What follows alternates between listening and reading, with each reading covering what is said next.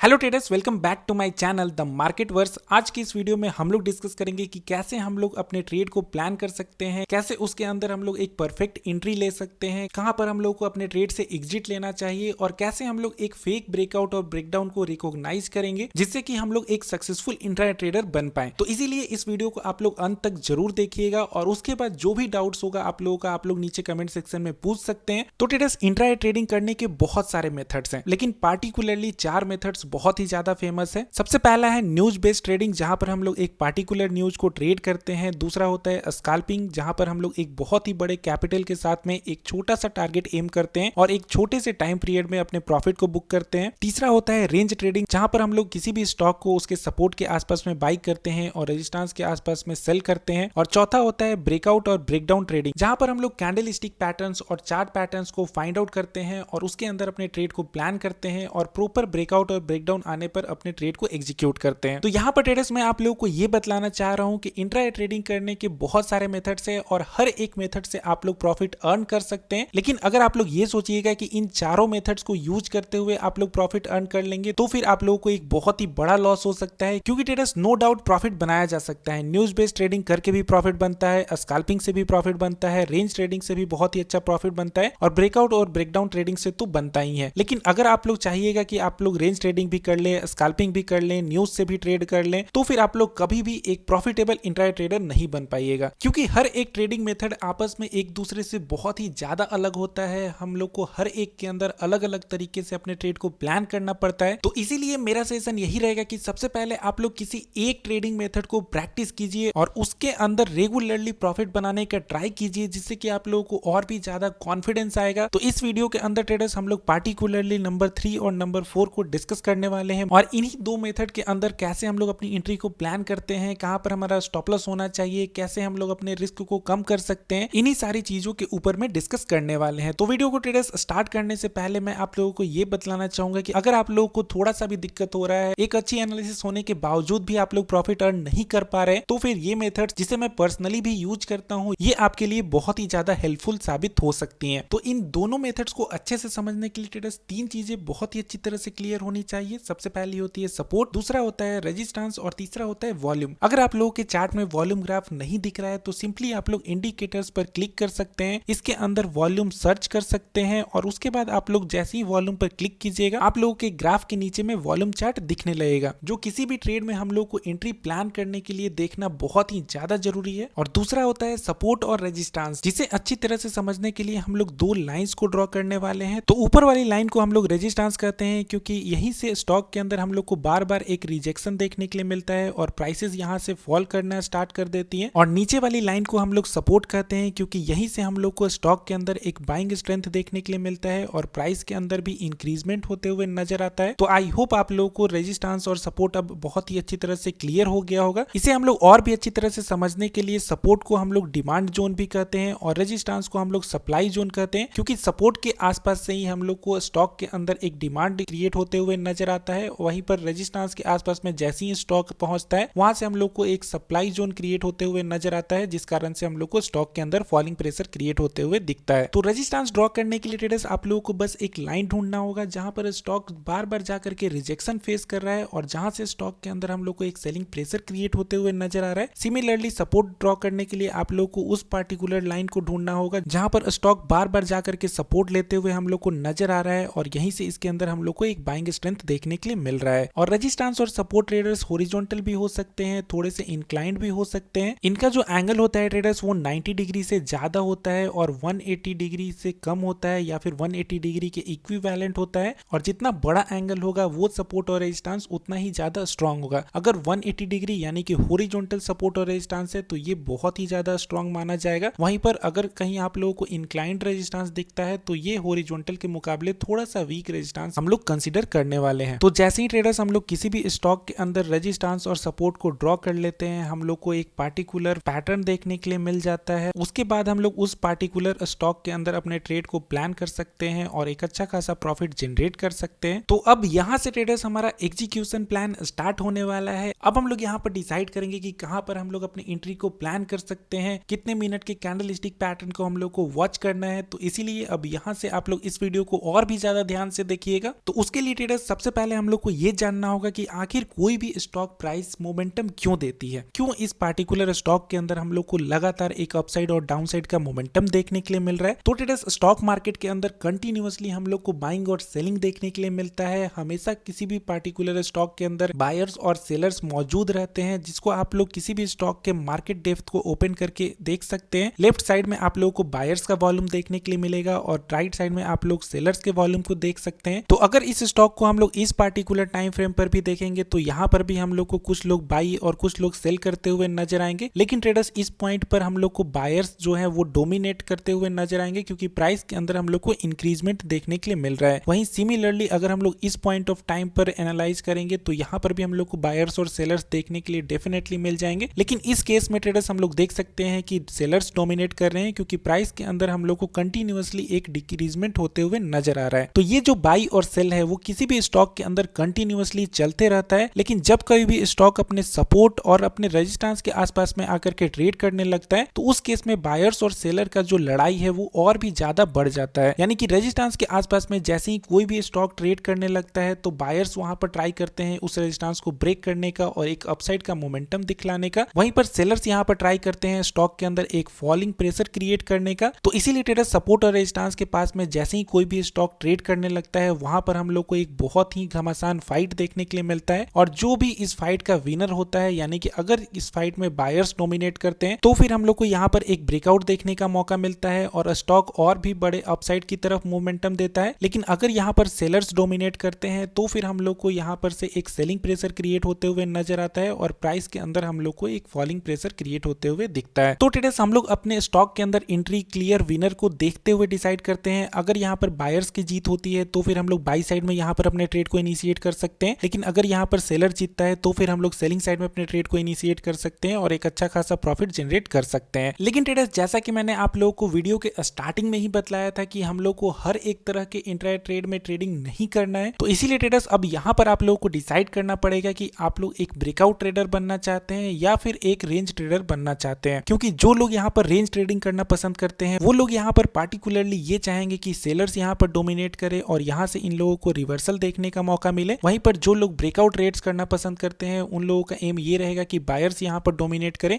और हम लोग को एक सक्सेसफुल ब्रेकआउट देखने का मौका मिले। तो पर्सनली ट्रेडर्स, मैं ब्रेकआउट ट्रेड्स को ज्यादा प्रेफर करता हूं। तो इसीलिए ट्रेडर्स, अब यहाँ से हम लोग देखेंगे कि कैसे हम लोग किसी भी ब्रेकआउट ट्रेड में अपनी एंट्री को प्लान कर सकते हैं और कैसे जान सकते हैं कि ये जो ब्रेकआउट आया है वो एक फेक ब्रेकआउट है या फिर एक जेन्युइन ब्रेकआउट है। तो इसके लिए ट्रेडर्स, हम लोग को सबसे पहले एक ब्रेकआउट को समझना पड़ेगा कि आखिर हम लोग को कोई भी ब्रेकआउट क्यों देखने के लिए मिलता है। तो उसके लिए मैं यहाँ पर कुछ ड्रॉइंग्स को डिलीट करना पसंद करूंगा। तो ट्रेडर्स, परिवर्तन ही संसार का नियम है। कोई भी चीज, चाहे वो एक स्टॉक हो या फिर कोई इंसान हो, कोई भी एक दायरे में सिमट कर रहना नहीं पसंद करता है। वो लगातार अपने ऑब्स्टेकल्स, अपने हिंड्रेंस को क्रॉस करना चाहता है। तो रेजिस्टेंस का ट्रेडर्स हिंदी में मतलब होता है बाधा, यानी कि हर एक स्टॉक अपने रेजिस्टेंस रूपी बाधा को क्रॉस करना चाहता है और इसीलिए वो बार बार ऊपर में आकर के अपने रेजिस्टेंस को ब्रेक करने का ट्राई करता है। तो ब्रेकआउट को समझने के लिए ट्रेडर्स, यहाँ पर हम लोग एक एग्जाम्पल को देखेंगे। मान लीजिए कि ये जो रेजिस्टेंस है वो एक रूफ टॉप है, यानी कि छत है, और बार बार इसे हथौड़े से हम लोग ट्राई कर रहे हैं ब्रेक करने का। तो जैसा कि हम सभी लोगों को पता है कि एक बार अगर हम लोग इस रेजिस्टेंस पर जाकर के हथौड़े से वार करेंगे तो हमारा जो छत है वो नहीं गिरने वाला है। लेकिन अगर हम लोग लगातार जाकर के अपने इस छत को ब्रेक करने का ट्राई करेंगे और धीरे धीरे अपने फोर्स को इंक्रीज करते हुए जाएंगे, यानी कि वॉल्यूम को बढ़ाते जाएंगे, तो फिर डेफिनेटली यहाँ कुछ बार मारने से ये जो रूफ है वो कमजोर होता जाएगा और अल्टीमेटली एक ऐसा पॉइंट आएगा जहां पर हम लोग जैसे ही अपने हथौड़े से वार करेंगे यहाँ पर हम लोग को एक ब्रेकआउट देखने का मौका मिलेगा और फिर ये जो स्टॉक है वो अपने इस छोटे से दायरे से, यानी कि अपने इस छोटे से रेंज से बाहर निकलेगा और हम लोग को एक अपसाइड का मोमेंटम इसके अंदर देखने के लिए मिलेगा। सिमिलरली ट्रेडर्स, हम लोग इसी एग्जांपल से सपोर्ट को भी समझ सकते हैं कि बार बार आकर के कोई स्टॉक अपने सपोर्ट को ब्रेक करना चाह रहा है तो अल्टीमेटली कुछ ट्राई के बाद में एक ऐसा पॉइंट आएगा जहां पर हम लोग को इसके सपोर्ट का ब्रेकडाउन देखने का मौका मिलेगा और फिर इस स्टॉक के अंदर हम लोग को एक कंटिन्यूअस फॉलिंग प्रेशर भी क्रिएट होते हुए नजर आएगा। अब चूंकि यहाँ पर मैं शुरू से ही आप लोगों को एक रेंज क्रिएट करके यहाँ पर ब्रेकआउट और ब्रेकडाउन और सपोर्ट और रेजिस्टेंस समझा रहा हूँ, तो इसीलिए ट्रेडर्स आप लोग यहाँ पर समझ सकते हैं कि हम लोग को यहाँ पर एक हॉरिजॉन्टल रेंज देखने के लिए मिल रहा था, यानी कि रेजिस्टेंस भी यहाँ पर 180 डिग्री पर बना हुआ था, सपोर्ट भी यहाँ पर 180 डिग्री पर बना हुआ था। इसीलिए यहाँ पर 50-50 चांसेस थे आइदर हम लोग को ब्रेकआउट देखने के और आइदर हम लोग को ब्रेकडाउन देखने के। लेकिन इसी तरह से ट्रेडर्स बहुत सारे अलग अलग टाइप ऑफ ऑफ पैटर्न्स होते हैं जहां पर हम लोग को अलग अलग पॉसिबिलिटी देखने के लिए मिलता है ब्रेकआउट और ब्रेकडाउन का। जैसे कि अगर कहीं पर हम लोग को असेंडिंग ट्रायंगल पैटर्न बनते हुए नजर आ रहा है तो फिर यहाँ पर हायर प्रोबेबिलिटी होगा कि हम लोग को ब्रेकआउट देखने का मौका मिले। सिमिलरली अगर कहीं पर डिसेंडिंग ट्रायंगल पैटर्न का फॉर्मेशन होते हुए नजर आ रहा है तो फिर यहाँ पर मैक्सिमम प्रोबेबिलिटी है कि हम लोग को एक ब्रेकडाउन देखने का मौका मिले और स्टॉक के अंदर एक सेलिंग प्रेशर क्रिएट हो जाए। तो different type of chart patterns और कैंडलस्टिक पैटर्न्स को देख करके हम लोग किसी भी स्टॉक के डायरेक्शन को जान सकते हैं। लेकिन ट्रेडर्स एक बात हमेशा याद रखिएगा कि ट्रेडिंग के अंदर कभी भी कोई भी पैटर्न या फिर कोई भी स्ट्रैटेजी आप लोग को 100% कंफर्मेशन नहीं दे सकता है। इसीलिए हम लोग हमेशा प्रोबेबिलिटी में बात करते हैं और सिर्फ असेंडिंग ट्रायंगल को देख करके बाई साइड का ट्रेड नहीं इनिशिएट करेंगे, ना ही डिसेंडिंग ट्रायंगल को देख करके सेल साइड का ट्रेड इनिशिएट करेंगे। जब हम लोग को प्रॉपर एक ब्रेकआउट या फिर ब्रेकडाउन देखने का मौका मिलेगा उसके बाद ही हम लोग अपने ट्रेड को इनिशिएट करने वाले हैं। तो अब आप लोग सोच रहे होंगे कि आखिर क्यों मैं ऐसा कर रहा हूं कि असेंडिंग ट्रायंगल पैटर्न में मैक्सिमम प्रोबेबिलिटी हम लोग को ब्रेकआउट देखने का मौका मिलता है और डिसेंडिंग ट्रायंगल पैटर्न में हम लोग को ब्रेकडाउन देखने का मौका मिलता है। तो इसके लिए ट्रेडर्स आप लोगों को different types of chart patterns के बारे में जानना होगा जो कि मैं इस वीडियो के अंदर बहुत ही ज्यादा डिटेल में आप लोगों को नहीं समझा सकता हूं। अगर आप लोग चाहे तो चार्ट पैटर्न्स के ऊपर में मैं एक और नया वीडियो आप लोगों के लिए बना दूंगा जिसके अंदर मैं हर एक different type of chart patterns को डिस्कस कर लूंगा। लेकिन उससे पहले ट्रेडर्स साइकोलॉजी पॉइंट को समझने के लिए मैं असेंडिंग ट्रायंगल पैटर्न के साइकोलॉजी और माइंडसेट को आप लोगों के साथ डिस्कस करना चाहूंगा। तो मान लीजिए कोई स्टॉक यहां से अपने इंट्राडे मोमेंटम को स्टार्ट करता है, यानी कि इस पॉइंट से स्टॉक के अंदर हम लोग को बाइंग स्ट्रेंथ देखने के लिए मिलता है और फिर स्टॉक यहां पर जब पहुंचता है तो फिर सेलर्स एक्टिव हो जाते हैं, यानी कि सेलर्स डोमिनेट करने लगते हैं और फिर स्टॉक के अंदर हम लोग को हल्का सा सेलिंग प्रेशर क्रिएट होते हुए नजर आता है। देन आफ्टर कुछ दूर नीचे आने के बाद में फिर से इस पॉइंट से हम लोग को इसके अंदर बायर्स एक्टिव होते हुए नजर आते हैं और फिर बायर्स इसको ऊपर खींचने का ट्राई करते हैं। लेकिन फिर से सेम पॉइंट जाने के बाद में फिर से सेलर्स यहाँ पर डोमिनेट करने लगते हैं और फिर से स्टॉक प्राइस के अंदर में हम लोग को एक सेलिंग प्रेशर क्रिएट होते हुए नजर आता है। देन आफ्टर थोड़े से नीचे आने के बाद में बायर्स फिर से यहाँ पर अपने जोड़ लगाते हैं, हथौड़ा मारना स्टार्ट करते हैं। फिर से प्राइस के अंदर हम लोग को इंक्रीजमेंट देखने का मौका मिलता है, लेकिन सेम पॉइंट पर जाकर के यहाँ पर रेजिस्टेंस फेस करता है और फिर प्राइस के अंदर हम लोग को एक रिजेक्शन होते हुए नजर आता है। देन आफ्टर ट्रेडर्स फिर से बायर्स थोड़े से दम लगाते हैं और प्राइस को ऊपर ले जाने का ट्राई करते हैं, लेकिन प्राइस फिर से यहाँ पर अपने इसी जोन पर रेजिस्टेंस फेस करने का ट्राई कर रहा है और इसी तरह से ट्रेडर्स अब आप लोग देख सकते हैं कि हमारे पास एक असेंडिंग ट्रायंगल पैटर्न क्रिएट हो चुका है। अगर हम लोग इन चारों पॉइंट को ज्वाइन करेंगे तो यहाँ पर हम लोग को एक रेजिस्टेंस बनते हुए नजर आएगा। सिमिलरली ट्रेडर्स यहाँ पर अगर हम लोग चारों सपोर्ट को ज्वाइन करेंगे तो यहाँ पर आप लोग देख सकते हैं कि एक बहुत ही सुंदर सा आप लोगों को एक सपोर्ट वाले ट्रेंड लाइन भी देखने के लिए मिलेगा और इस तरह से ट्रेडर्स एक असेंडिंग ट्रायंगल पैटर्न क्रिएट हो चुका है। अब यहाँ पर मैं क्यों बोल रहा हूँ कि हायर पॉसिबिलिटी है कि हम लोग को एक ब्रेकआउट देखने का मौका मिलेगा, वो इसलिए क्योंकि आप लोग देख सकते हैं कि यहाँ पर आप लोग को एक अपवर्ड डायरेक्शन देखने के लिए मिलेगा। आप लोग ये भी देख सकते हैं कि बायर्स लगातार यहाँ पर स्ट्रांग होते हुए नजर आ रहे हैं, सेलर्स एक पार्टिकुलर पॉइंट पर से बार बार यहाँ पर सेलिंग प्रेशर क्रिएट कर रहे हैं। लेकिन ट्रेडर्स आप लोग देख सकते हैं कि पहली बार में सेलर्स इसे बहुत ही ज्यादा नीचे तक खींच पाए थे, सेकेंड टाइम में ये थोड़ा सा कम नीचे गया था और थर्ड टाइम में देख सकते हैं कि ये जो डिफरेंस है वो और भी कम होते हुए हम लोग को नजर आ रहा है। यानी कि इस पॉइंट पर आते आते हम लोग बोल सकते हैं कि सेलर्स यहाँ पर वीक होते हुए नजर आ रहे हैं क्योंकि सेलर्स प्राइस को ज्यादा नीचे तक खींच करके नहीं ले जा पा रहे हैं। वहीं पर बायर्स धीरे धीरे डोमिनेट होते हुए नजर आ रहे हैं और अपने और सेलर्स के बीच में का जो डिफरेंस है वो कंप्लीटली तौर पर अब खत्म कर चुके हैं। तो अब बस बायर्स को अपने हथौड़े से एक फाइनल वार करने का जरूरत है और फिर ये जो रेजिस्टेंस है वो पूरी तरह से ब्रेक हो जाएगा। यहाँ पर हम लोग को एक ब्रेकआउट देखने का मौका मिलेगा जिसे हम लोग ट्रेड कर सकते हैं और एक अच्छा खासा प्रॉफिट यहाँ पर अर्न कर सकते हैं। तो इसी तरह से ट्रेडर्स अगर आप लोग बाकी चार्ट पैटर्न्स के भी साइकोलॉजी को समझना चाहते हैं तो नीचे कमेंट सेक्शन में मुझे बता सकते हैं। मैं आप सभी लोगों के साथ different type of chart pattern का भी एनालिसिस शेयर कर दूंगा। लेकिन उससे पहले ट्रेडर्स वीडियो में आगे बढ़ने से पहले मैं चाहूंगा कि अगर अभी तक आप लोगों ने इस वीडियो को लाइक नहीं किया है और अगर आप लोगों को अभी तक इस वीडियो से कुछ भी सीखने के लिए मिला है तो प्लीज इस वीडियो को लाइक कर दीजिएगा और अपने दोस्तों के साथ भी जरूर शेयर कीजिएगा। अब यहाँ पर ट्रेडर्स आप में से बहुत सारे लोगों को पैटर्न को खोजने में दिक्कत हो सकती है। स्टॉक मार्केट के अंदर ट्रेडर्स हम लोग को पता है कि ऑलरेडी बहुत सारे जो स्टॉक्स है वो लिस्टेड है, तो इसमें से कुछ पार्टिकुलर स्टॉक्स को चुनना जिसके अंदर हम लोग को ascending triangle pattern, descending triangle pattern या फिर एक रेंज बनते हुए नजर आए, उन स्टॉक्स को खोजना थोड़ा सा मुश्किल वाला काम है। इसके लिए आप लोगों को डेली एनालिसिस करना पड़ेगा। लेकिन ट्रेडर्स अगर आप लोग खुद से ही फाइंड आउट करना चाहते हैं तो फिर इस टॉपिक के ऊपर में ऑलरेडी मैंने आप लोग के लिए एक वीडियो क्रिएट कर दिया है। ये जो वीडियो है वो 45 मिनट की है और इसके अंदर मैंने बहुत ही ज्यादा डिटेल में आप लोग को हर एक चीज के बारे में समझाया हुआ है कि कैसे आप लोग पैटर्न को फाइंड आउट कर सकते हैं, कैसे आप लोग अपने स्टॉप लॉस और अपने टारगेट को डिसाइड कर सकते हैं। इसके अंदर मैंने आप लोग के लिए कुछ प्रूफ्स भी ऐड किया हुआ है, जिसे देख करके आप लोगों को और भी ज्यादा कॉन्फिडेंस मिलेगा। तो अगर अभी तक आप लोगों ने इस वीडियो को नहीं वॉच किया है तो प्लीज इस वीडियो को जाकर के एक बार देख लीजिएगा। इसके साथ साथ ट्रेडर्स, अगर आप लोग चाहे तो मेरे मेन चैनल यानी कि द मार्केट वर्स को भी सब्सक्राइब कर सकते हैं। यहाँ पर पर्सनली मैं डेली आप लोगों के साथ कुछ बेहतरीन इंट्राडे स्टॉक्स की एनालिसिस शेयर करता हूँ, जिसके अंदर हम लोग को बहुत ही शानदार पैटर्न देखने के लिए मिलता है। तो अगर आप लोग खुद से इतना ज्यादा मेहनत नहीं करना चाहते हैं तो फिर आप लोग द मार्केट वर्स चैनल को भी सब्सक्राइब कर सकते हैं और बेल नोटिफिकेशन को ऑन कर सकते हैं। यहाँ पर डेली आप लोगों को 7 बजे के आसपास में कुछ बेहतरीन इंट्राडे स्टॉक्स का एनालिसिस देखने के लिए मिल जाएगा, जिसे आप लोग अपने वॉच लिस्ट में ऐड कर सकते हैं और अगले दिन उसके अंदर अपने ट्रेड को प्लान कर सकते हैं। तो अब ट्रेडर्स, यहाँ पर हमारा जो थ्योरेटिकल पार्ट है वो खत्म होता है। अब यहाँ से हम लोग कुछ प्रैक्टिकल चीजों के ऊपर में डिस्कस करेंगे कि प्रैक्टिकली हम लोग किस तरह से फायदा उठा सकते हैं अपने एनालिसिस का,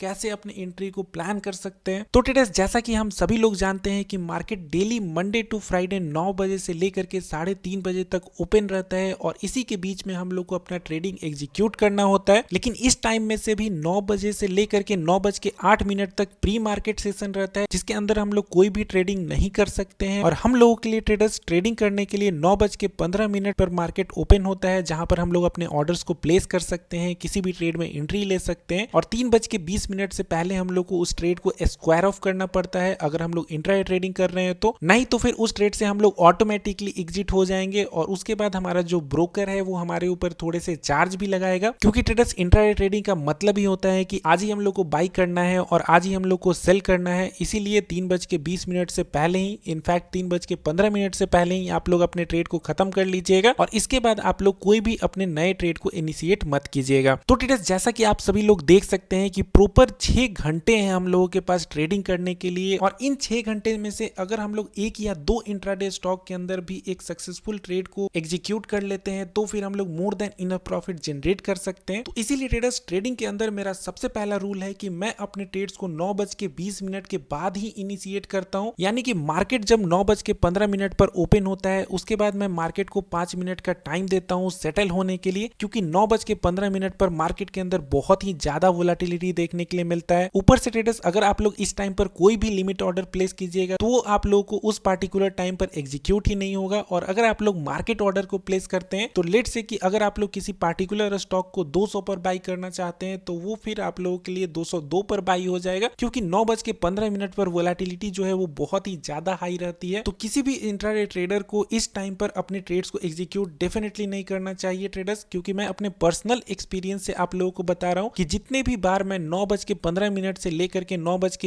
के बीच में अपने ट्रेड को इनिशिएट किए हूं, उसमें से 60 to 70% ऑफ द टाइम मेरा स्टॉप लॉस हिट हुआ है। तो अगर मुझे पता है कि इस पार्टिकुलर टाइम पर मार्केट के अंदर वोलेटिलिटी बहुत ही ज्यादा हाई रहता है, मुझे बहुत ही जल्दी ऑर्डर प्लेस करना पड़ेगा, 60 to 70% टाइम यानी कि मैक्सिमम टाइम इसके अंदर मेरा स्टॉप लॉस हिट होता है, तो फिर ट्रेडर्स समझदारी यहाँ पर यही है कि मैं थोड़ा सा वेट कर लूं और प्रॉपर ब्रेकआउट या फिर ब्रेकडाउन आने के बाद ही अपने ट्रेड को इनिशिएट करूं। तो इसीलिए ट्रेडर्स, अगर आप लोग भी मेरी एनालिसिस को फॉलो करते हैं जो मैं अपने मार्केट वर्स चैनल पर अपलोड करता हूं, तो मेरा सबसे पहला सजेशन रहेगा कि आप लोगों को अपना सबसे पहला ट्रेड 9:20 के बाद ही एग्जीक्यूट करना चाहिए। क्योंकि ट्रेडर्स, जैसा कि आप सभी लोगों को पता है कि मेरी जो एनालिसिस होती है वो पार्टिकुलरली 15 मिनट के टाइम फ्रेम में होती है, यानी कि एक जो कैंडल है वो 15 मिनट का टाइम लेता है पूरी तरह से कंप्लीट होने में। तो अगर हम लोग अपने ट्रेड को प्लान भी कर रहे हैं किसी भी पार्टिकुलर स्टॉक के अंदर में, तो फिर हम लोग को प्रॉपर कैंडल क्लोजिंग का वेट कर लेना चाहिए। अब यहाँ पर आई नो कि मैक्सिमम लोगों के मन में डाउट उठने लगा होगा कि सर पहले 5 मिनट में ही टारगेट अचीव हो जाता है, उसके बाद हम लोग एंट्री नहीं कर पाते हैं, उस केस में हमारा जो ट्रेड है वो मिस हो जाता है, तो फिर हम लोग कैसे प्रॉफिट अर्न कर पाएंगे। लेकिन ट्रेडर्स, पर्सनली मैं अपने एक्सपीरियंस से बता रहा हूं कि फर्स्ट 5 मिनट में आप लोगों को कभी भी कोई भी ट्रेड को इनिशिएट नहीं करना चाहिए, क्योंकि ट्रेडर्स अभी कुछ देर पहले ही मैंने आप लोगों को समझाया हुआ है कि जब कभी भी कोई भी स्टॉक अपने सपोर्ट या फिर अपने रेजिस्टेंस के आसपास में आकर के ट्रेड करता है तो वहां पर बायर्स और सेलर्स का जो फाइट होता है वो बहुत ही ज्यादा इंटेंस हो जाता है, और हम लोग तब तक अपने विनर को नहीं डिसाइड कर पाएंगे जब तक हम लोग को कैंडल का क्लोजिंग देखने के लिए नहीं मिल जाएगा। अब यहाँ पर ट्रेडर्स, अगर हम लोग प्रॉपर 15 मिनट कैंडल क्लोजिंग का वेट करेंगे तो डेफिनेटली हमारा जो ट्रेड है उसके हायर चांसेस रहेंगे मिस आउट हो जाने के। लेकिन कम से कम ट्रेडर्स हम लोग को 5 मिनट के टाइम फ्रेम में कैंडल का क्लोजिंग का वेट जरूर कर लेना चाहिए, और इस कारण से भी मैं अपने ट्रेड्स को 9:20 के बाद इनिशिएट करता हूं, क्योंकि 9:20 तक पहला जो 5 मिनट कैंडल का क्लोजिंग मुझको देखने के लिए मिल गया रहता है। तो आई होप ट्रेडर्स आप लोग इस बात को जरूर अपने ध्यान में रखिएगा कि सबसे पहला ट्रेड हम लोग को 9:20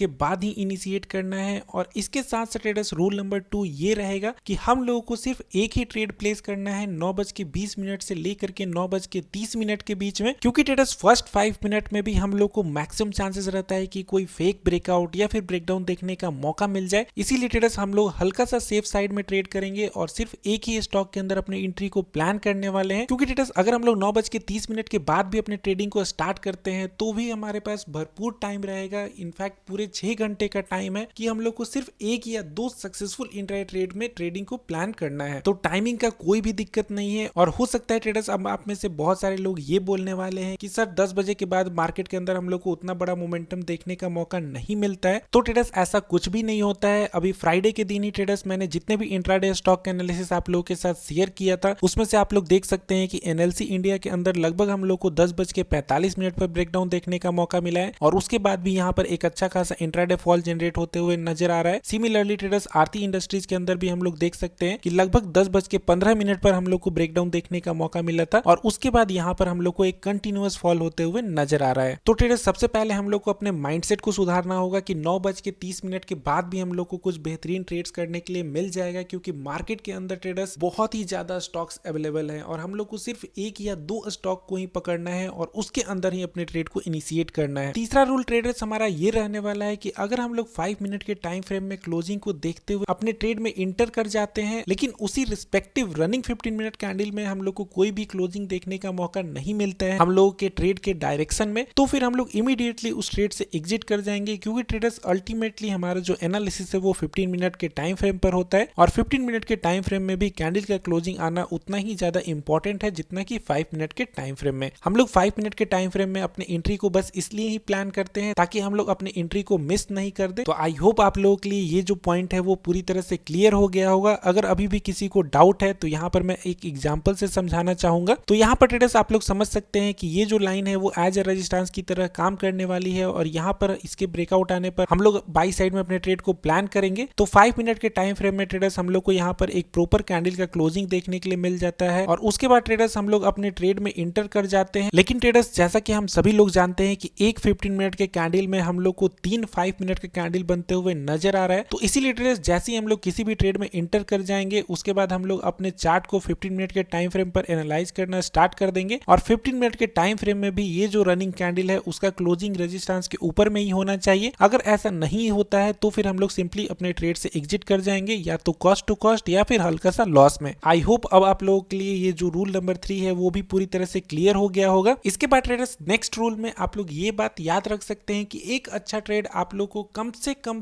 2 चांसेस देता है एंट्री प्लान करने का। इसीलिए अगर आप लोगों से पहली बार में एंट्री मिस भी हो गया है तो भी कोई घबराने की बात नहीं है। अगर वहां पर एक परफेक्ट ब्रेकआउट है तो फिर मैक्सिमम चांसेस है कि हम लोग को वहां पर एक रीटेस्टिंग होते हुए नजर आए और रीटेस्टिंग कंफर्मेशन के बाद हम लोग उसके अंदर अपने ट्रेड को प्लान कर सकते हैं और एक अच्छा खासा प्रॉफिट हम लोग उसके अंदर तब भी जनरेट कर सकते हैं। जैसे कि ट्रेडर्स एग्जांपल के तौर पर अभी फ्राइडे के दिन का ही एनालिसिस को हम लोग देख लेते हैं जो कि था एनएलसी इंडिया के अंदर में। एनएलसी इंडिया के अंदर में ट्रेडर्स हम लोग देख सकते हैं कि एक बहुत ही शानदार हम लोग को ब्रेकडाउन देखने का मौका मिला था लगभग 10:45 पर। कैंडल का क्लोजिंग यहाँ पर हम लोग देख सकते हैं कि पूरी तरह से हमारे सपोर्ट के नीचे में आया हुआ है। तो अगर यहाँ पर आप लोग अपने ट्रेड को मिस भी कर दिए हैं तो फिर भी आप लोग देख सकते हैं कि नेक्स्ट कैंडल में यहाँ पर बहुत ही खूबसूरती से ये रीटेस्टिंग लिया है एंड देन आफ्टर इसके अंदर हम लोग को एक फॉलिंग प्रेशर क्रिएट होते हुए नजर आया है। तो रूल नंबर 4 में ट्रेडर्स हमेशा आप लोग को याद रखना है कि a good trade always give you minimum 2 chances of entry. और रूल नंबर 5 में आप लोगों को याद रखना है कि आप लोग हमेशा अपने ट्रेड को रीटेस्टिंग पर भी इनिशिएट कर सकते हैं। लेकिन ट्रेडर्स अगर आप लोग रीटेस्टिंग पर अपने ट्रेड को प्लान कर रहे हैं तो उसके लिए आप लोगों को रूल नंबर 6 बहुत ही अच्छी तरह से याद होना जरूरी है, जो कि ट्रेडर्स हम लोग को ये बतलाता है कि रीटेस्टिंग कैंडल का जो वॉल्यूम है वो ब्रेकआउट कैंडल के वॉल्यूम से कम होना चाहिए। अगर ऐसा नहीं है तो फिर हम लोग अपने ट्रेड को इनिशिएट नहीं करेंगे और अगर ऑलरेडी हम लोग ट्रेड में एंट्री ले चुके हैं तो फिर हम लोग सिंपली उस ट्रेड से एग्जिट कर जाएंगे। जैसा कि ट्रेडर्स एनएलसी इंडिया के ही अंदर सेम एग्जांपल में आप लोग देख सकते हैं कि जो ब्रेकडाउन कैंडल का वॉल्यूम है वो रीटेस्टिंग कैंडल के वॉल्यूम से बहुत ही ज्यादा हाई है। तो यहाँ पर हम लोग इसको जेन्युइन ब्रेकडाउन मान सकते थे और यहाँ पर अपने ट्रेड को इनिशिएट कर सकते थे और एक अच्छा खासा प्रॉफिट यहाँ पर हम लोग बुक कर सकते थे। नेक्स्ट रूल ट्रेडर्स हम लोग को ये याद रखना है कि हमेशा हम लोग को अपने टारगेट 1 पर कुछ ना कुछ पार्शियल प्रॉफिट डेफिनेटली बुक कर लेना चाहिए, क्योंकि ट्रेडर्स जैसे ही हम लोग किसी भी ट्रेड के अंदर में पार्शियल प्रॉफिट को बुक करते हैं उसके बाद उस पार्टिकुलर ट्रेड में हमारा जो रिस्क है वो पूरी तरह से कम हो जाता है, जिसके कारण हम लोग उस ट्रेड के अंदर थोड़े लंबे टाइम तक रह सकते हैं और एक हायर टारगेट अटेन करने का ट्राई कर सकते हैं अपने स्टॉप लॉस को ट्रेल करते हुए। तो इसीलिए ट्रेडर्स हमेशा टारगेट 1 पर आप लोगों को थोड़ा सा प्रॉफिट डेफिनेटली बुक कर लेना है। अगर वॉल्यूम बहुत ही ज्यादा अच्छा दिख रहा है, सारी की सारी चीजें आपके ट्रेड के डायरेक्शन को सेटिस्फाई कर रही हैं, तो उस केस में आप लोग सिर्फ 20% ही प्रॉफिट को बुक किया कीजिए। लेकिन अगर हल्का सा भी कंफ्यूजन नजर आ रहा है तो फिर आप लोग कम से कम 50% क्वांटिटी को टारगेट 1 पर भी बुक कर सकते हैं और उसके बाद अपने स्टॉप लॉस को ट्रेल करके अपने कॉस्ट जोन के हल्का सा नीचे में ला करके रख सकते हैं। तो आई होप ट्रेडर्स आप लोग इस रूल को भी जरूर अपने ध्यान में रखिएगा। और ट्रेडर्स रूल नंबर 8 में आप लोग इस बात को ध्यान में रख सकते हैं कि अगर आप लोग किसी भी ट्रेड के अंदर 1 घंटे से ज्यादा अटक गए हैं और उसके अंदर आप लोगों को किसी भी तरह का कोई भी कंफर्मेशन नहीं मिल रहा है, तो फिर सिंपली आप लोग उस ट्रेड से एग्जिट कर जाइए। क्योंकि ट्रेडर्स अगर हम लोग को थोड़ा सा भी कंफ्यूजन लग रहा है कि यहाँ से हमारा जो स्टॉप लॉस है वो हिट हो सकता है या फिर हम लोग को कोई भी वॉल्यूम कंफर्मेशन नहीं देखने के लिए मिल रहा है, तो फिर जबरदस्ती का उस ट्रेड में बने रहने से हम लोग को कोई भी प्रॉफिट नहीं होने वाला है। तो इसीलिए ट्रेडर्स वहां पर सबसे अच्छा चीज यही रहेगा कि हम लोग उस ट्रेड से तुरंत एग्जिट कर जाएं, नहीं तो उस ट्रेड के अंदर हम लोग पूरे दिन अटके हुए रह जाएंगे और इस कारण से हम लोग कुछ बेहतरीन अपॉर्चुनिटी किसी दूसरे स्टॉक के अंदर में मिस आउट कर जाएंगे। रूल नंबर 9 और रूल नंबर 10 में ट्रेडर्स आप लोग इस बात को ध्यान में रख सकते हैं कि कभी भी अपने इंट्रा ट्रेड यानी कि MIS ऑर्डर को आप लोगों को CNC ऑर्डर में नहीं कन्वर्ट करना है। बहुत सारे लोग ये गलती करते हैं कि जब कभी भी कोई भी ट्रेड उनके डायरेक्शन के अपोजिट में जाने लगता है तो फिर वो लोग अपने इंट्राडे को अपने डिलीवरी ट्रेड में कन्वर्ट कर लेते हैं और ये सोचते हैं कि जिस दिन भी स्टॉक उनके प्राइस पर आएगा वो लोग कॉस्ट टू कॉस्ट एग्जिट कर जाएंगे। तो ट्रेडर्स इस चीज को आप लोगों को डेफिनेटली कभी भी नहीं करना है, क्योंकि इससे ट्रेडर्स सबसे पहला चीज तो आपका जो फंड है वो पूरी तरह से अटक जाएगा, आपका मेंटल प्रेशर भी बहुत ही ज्यादा बढ़ जाएगा, बहुत ही ज्यादा स्ट्रेस होने लगेगा आप लोगों को। आप लोग नेक्स्ट डे या फिर सेम डे और भी जो अदर अपॉर्चुनिटीज क्रिएट होंगी इससे भी अच्छी, उसको आप लोग कंप्लीटली मिस आउट कर जाएंगे क्योंकि आपके पास फंड ही अवेलेबल नहीं रहेगा। तो इसीलिए ट्रेडर्स आप लोग अपने स्टॉप लॉस ऑर्डर को भी रिस्पेक्ट दिया कीजिए। अगर स्टॉप लॉस हिट हो रहा है तो सिंपली ट्रेड से एग्जिट कर जाया कीजिए। और रूल नंबर 10 में ट्रेडर्स यही सेम चीज लिखा हुआ है कि कभी भी हम लोग को बिना स्टॉप लॉस ऑर्डर के कोई भी ट्रेड में एंट्री नहीं लेना चाहिए। जैसे ही हम लोग अपने ट्रेड में एंट्री ले लेते हैं उसी टाइम पर हम लोग को एक स्टॉप लॉस ऑर्डर भी प्लेस कर देना चाहिए, ताकि अगर बाई चांस हम लोग को कोई भी शार्प मोमेंटम देखने का मौका मिले अपने अपोजिट डायरेक्शन में तो फिर हम लोग का कोई भी बड़ा लॉस ना हो पाए। इसके साथ साथ ट्रेडर्स बहुत सारे लोग ऐसा भी करते हैं कि वो लोग स्टॉप लॉस ऑर्डर लगाने के बाद में भूल जाते हैं कि स्टॉप लॉस ऑर्डर लगाए हुए थे and then after target achieve करने के बाद में उसको कैंसिल नहीं करते हैं। तो इसके कारण भी ट्रेडर्स कुछ लोगों को बहुत ही बड़ा लॉस का सामना करना पड़ सकता है, क्योंकि जब प्राइस आपके स्टॉप लॉस के आसपास में आकर के पहुंचेगा तो एक नया ट्रेड आपके लिए एग्जीक्यूट हो जाएगा। और इसके साथ साथ ट्रेडर्स कभी भी आप लोगों को अपने स्क्रीन को ट्रेडिंग करते समय नहीं छोड़ना है, क्योंकि ट्रेडर्स चार्ट्स हमेशा हम लोगों से कुछ ना कुछ कहना चाहता है, तो उसको आप लोगों को देखते रहना पड़ेगा ताकि आप लोग उसकी लैंग्वेज को समझ पाए। इसके साथ साथ ट्रेडर्स आप लोग एक और रूल को याद करके रख सकते हैं, जैसा कि मैंने आप लोगों को रूल नंबर 4 में बताया था कि a good trade always give you 2 chances of entry, यानी कि रीटेस्टिंग पर भी हम लोग अपने ट्रेड को प्लान कर सकते हैं। लेकिन ट्रेडर्स कुछ ऐसे भी पैटर्न होते हैं जहां पर हम लोग को कोई भी रीटेस्टिंग देखने का मौका नहीं मिलता है और वहां पर सिंपली हम लोग सिर्फ ब्रेकआउट आने पर ही अपने ट्रेड को इनिशिएट कर सकते हैं, अदरवाइज वो जो चांस है वो हम लोगों से मिस हो जाएगा। और उस तरह के सिचुएशन में ट्रेडर्स हम लोग को एक बहुत ही शार्प रैली देखने का मौका मिलता है। तो इसीलिए ट्रेडर्स वो चीज भी मैं अभी आप लोगों के साथ इसी वीडियो में डिस्कस कर देता हूं। तो रूल नंबर 11 को ट्रेडर्स आप लोग रूल नंबर 5 का ही एक एक्सटेंशन मान सकते हैं, जिसके अंदर हम लोग कुछ पैटर्न्स के बारे में डिस्कस कर लेते हैं, जहां पर हम लोग को रीटेस्टिंग का वेट नहीं करना पड़ता है और वहां पर हम लोग सिंपली सिर्फ ब्रेकआउट आने पर ही अपने ट्रेड को इनिशिएट कर सकते हैं। तो इस चीज को ट्रेडर्स अगर आगे चल करके मैं चार्ट पैटर्न्स के ऊपर मैं वीडियो बनाता हूं तो उसके अंदर और भी ज्यादा डिटेल में समझा पाऊंगा। लेकिन पर्सनली ट्रेडर्स जब दो तरह का सिचुएशन मुझे चार्ट के ऊपर में क्रिएट होते हुए नजर आता है तो फिर मैं रीटेस्टिंग का वेट नहीं करता हूं। तो सबसे पहला होता है जब कभी भी एक पेनेंट का फॉर्मेशन होता है, आइदर वो बुलिश पेनेंट हो या फिर बेरिश पेनेंट हो। यहाँ पर ट्रेडर्स मैं आप लोगों के लिए एक पेनेंट पैटर्न ड्रॉ कर देता हूं, जिसे कुछ लोग एक सिमेट्रिकल ट्रायंगल पैटर्न भी बोल सकते हैं। तो यहाँ पर ट्रेडर्स आप लोग देख सकते हैं कि प्राइस अपने आप को इस पैटर्न के बीचों बीच बहुत ही अच्छी तरह से कंसोलिडेट करता है। इसके अंदर ट्रेडर्स हम लोग देख सकते हैं कि लगातार बायर्स और सेलर्स दोनों थोड़े से वीक होते हुए नजर आ रहे हैं। धीरे धीरे इनका जो डिफरेंस है वो पूरी तरह से कम होते हुए दिख रहा है और बहुत ही ज्यादा टाइट जोन में ये जो स्टॉक है वो अब मूव कर रहा है और अब कभी भी इसके अंदर एक विस्फोट होते हुए हम लोग को नजर आ सकता है। अगर ये पैटर्न बुलिश पेनेंट हुआ तो फिर हम लोग को आइदर एक बहुत ही स्ट्रॉन्ग ब्रेकआउट देखने का मौका मिलेगा बाई साइड में, अगर ये बेरिश पेनेंट पैटर्न हुआ तो फिर हम लोग को एक सेलिंग साइड में अच्छा खासा ब्रेकडाउन देखने का मौका मिलेगा। और इस तरह के पैटर्न में ट्रेडर्स सिंपली हम लोग को ब्रेकआउट देखने का मौका मिलता है और उसके बाद एक बहुत ही हायर टारगेट हम लोग को अचीव होता हुआ नजर आता है। तो इस तरह के पैटर्न में में आप लोग डायरेक्टली अपने ट्रेड को प्लान कर सकते हैं। एक और सिचुएशन ट्रेडर्स ऐसा रहता है जहां पर हम लोग डायरेक्ट ब्रेकआउट पर अपने ट्रेड को प्लान कर सकते हैं। लेट्स से कि ये हमारे लिए एक रेजिस्टेंस का रोल प्ले कर रहा है। अब यहाँ पर इस रेजिस्टेंस के आसपास में हम लोगों ने एक पैटर्न को क्रिएट करके रखा हुआ है। समझ लीजिए सबसे सिंपल पैटर्न, यानी कि ये अपने आप को एक रेंज में ही कंसोलिडेट कर रहा है। अब यहाँ पर प्रीवियस डे हम लोगों ने इसके रेंज को क्रिएट कर लिया है और हम लोग को पता है कि आइदर इसके अंदर हम लोग को ब्रेकआउट या फिर ब्रेकडाउन दोनों देखने के लिए मिल सकता है। तो अगर ट्रेडर्स नेक्स्ट डे ये स्टॉक अपने इसी रेंज के बीचों बीच ओपन होता है और इसका जो फर्स्ट 15 मिनट कैंडल रहता है वो अपने इस रेंज के